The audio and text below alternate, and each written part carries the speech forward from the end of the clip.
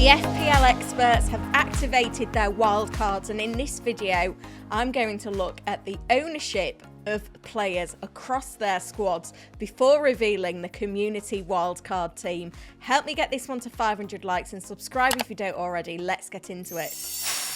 Starting off with ownership for goalkeepers then, and this was pretty conclusive with quite a condensed pool. Raya out in front with 75% ownership across the Experts wildcard teams.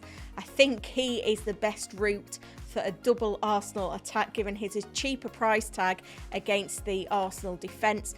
Fabianski with 50% of the vote, still the most popular backup. We know Areola likes to succumb to injury a couple of times in a season. It's already happened in 2024-25. Flecken in third place, 31% of the vote. If you are choosing to go with a cheaper goalkeeper over Raya, then he looks the one to go with, and Valdemarson at 17% owned is the ideal backup for Flecken. I guess the only thing is it blocks a more exciting Brentford triple up, so just be aware of that if making that selection of those two goalkeepers. Moving on to defenders then, and this is really interesting. Sticking with that Arsenal defence, and Gabriel with 97% of the vote. Saliba also getting 14% of the vote. Trent Alexander-Arnold is a popular pick from the Liverpool defence as well. 72% of the experts going with him on wildcard. Greaves looking like the best budget pick with 61% of the votes.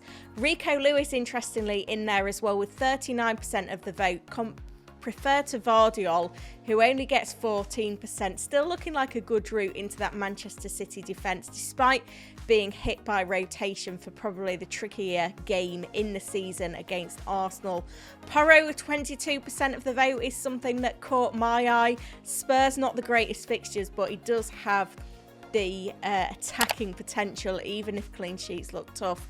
We've also got Wout Faes, another good 4 million backup. Well, he's gone up to 4.1 now with 22% of votes. Aina and Pinnock have got a few votes, as has Davis and Konza. So, you know, you can target the likes of the Nottingham Forest defence, the Brentford defence and the Aston Villa defence with these good upcoming fixtures as well. Into the midfield then, and 100% owned is Bukayo Saka. Perhaps no surprises there when you look at Arsenal's fixture schedule. The whole video feels like it's dominated by Arsenal assets, but it's easy to see why when you look at their next three. And can I just note here, Mo Salah, 0% of the vote. Not one expert is going with Salah on wildcard. Diaz with 47% of the vote, so I guess half of the experts polled still want to stay invested in the Liverpool attack, but have compromised with Diaz. And Burmo, again, very popular. The form and the fixtures, 94% of the votes going with him. And the cheaper options doing well as well. Rodgers, 86% of the votes.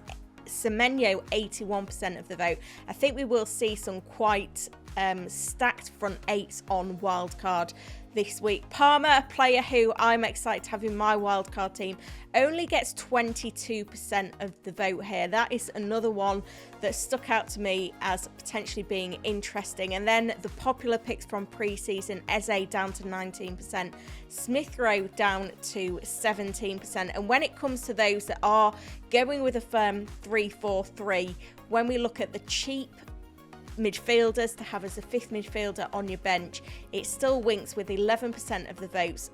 Preferred to Dibbling with 6% of the votes. He could become a regular for Southampton, but it's perhaps too early to really conclude whether you can trust to go with him. Finally, moving on to forwards, and no surprises here. Haaland in 100% of squads. This is quite spreading the votes though elsewhere in terms of the budget and mid-price picks. Chris Wood gaining popularity, 44% of the votes, helped by that penalty in Gameweek 5. He looks secure of minutes, which is obviously a big plus for him as well. Calvert-Lewin, not a player I'm personally interested in, but 39% of the experts, that's really significant. The cheaper forwards are doing better than the mid-price. Solanke at 33%, Jackson at 22%. I had Solanke in my first wildcard team. I've since switched to Jackson, but maybe it's the budget options. João Pedro, a little bit of concern about his fitness status, again with 22% of the votes. Havertz only at 11%, with most of the experts preferring the double Arsenal defence to the double Arsenal attack. Watkins as well.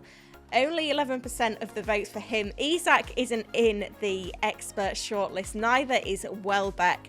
Vardy just 3% of the votes. So some interesting ownerships here compared to what we're seeing overall in the game, but certainly exciting to see how all of that comes together in the experts team. Speaking of the experts team then, just 59 points in game week 5, helped by a 9-pointer from Henderson between the sticks. Blanks in the defence. In the midfield, a attacking return for Salah captain. Rodgers finally came good, but blanks from Eze and Jota. Luckily, we had Smith Rowe off the bench with an 8-pointer.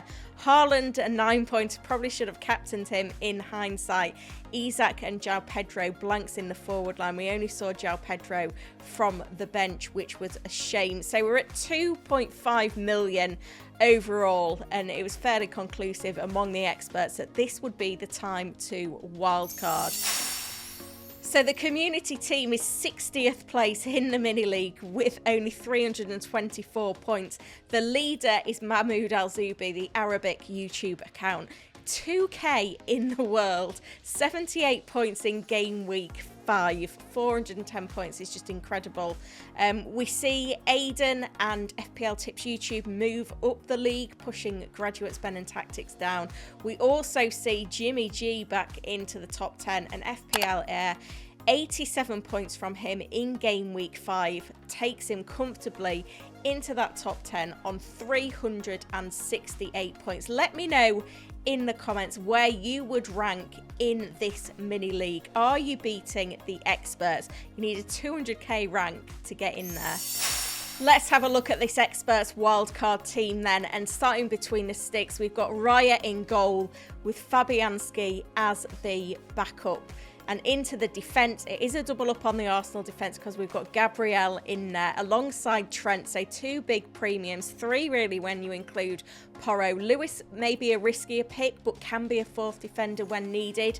Hopefully when he is benched, he doesn't come on. And Greaves is the 4 million budget pick here. This looks like a really solid team, and there are going to be some benching dilemmas certainly going into game week 6, because when you look at the midfield, we've got Saka is the only premium in the midfield actually. Luis Diaz though, banging form for Liverpool. We've got Mbermo, who looks in fantastic form as well. Then Semenyo and Rodgers, the cheap picks.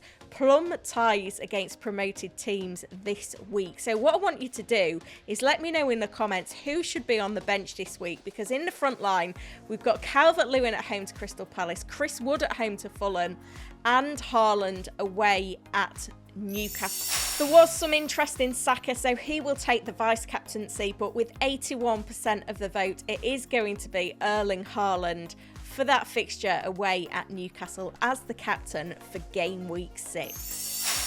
As I said then, let me know in the comments if you're beating the experts team, where you'd be in that top 10 and who you would bench this week. Let's get this one to 500 likes. Subscribe if you haven't done so already, and hit the notify button because I will be going live on Friday with the press conference stream and Saturday locking in my own wildcard team for the deadline. You do not want to miss it. Thank you for watching.